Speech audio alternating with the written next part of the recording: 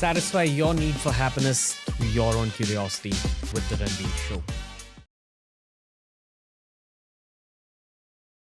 We cannot complete a geopolitics special without speaking about America. Any long-term predictions for the presidential elections? The US is going to have an old white man as their president. That's it? That is a very accurate prediction. Both the people in the fray are old and white. It's a horrible choice that they have. Why? That's their politics. It's Joe Biden or Donald Trump, right? Where is the diversity? Where is the youth representation?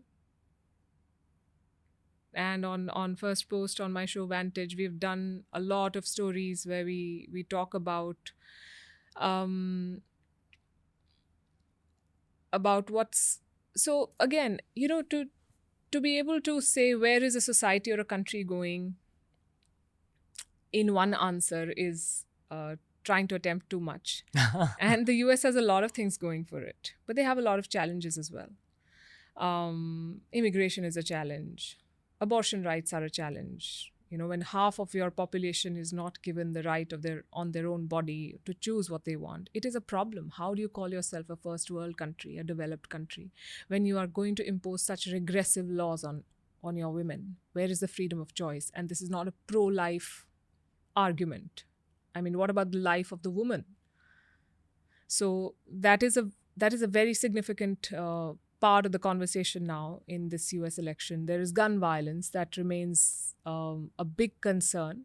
And again, the gun lobby is very strong. They make so much money and they've sort of sold this idea that people need to be armed to be safe. But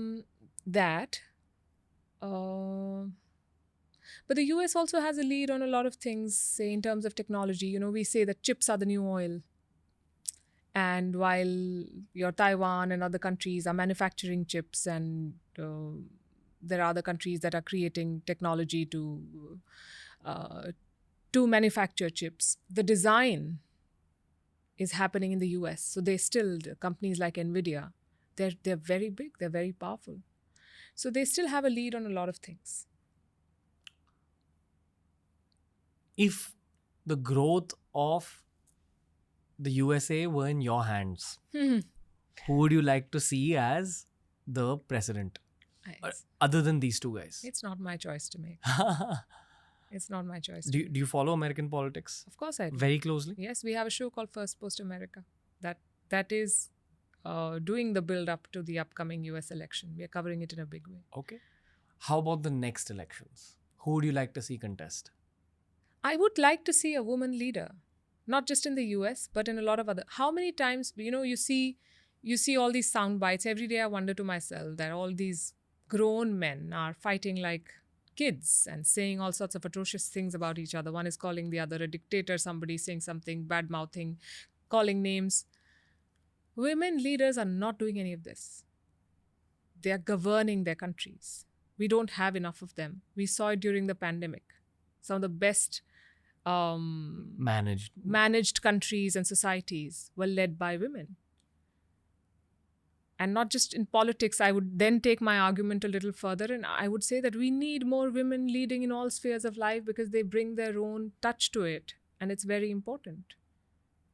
So Politics boils down to policy, and policy boils down to the human being's story. People, yes.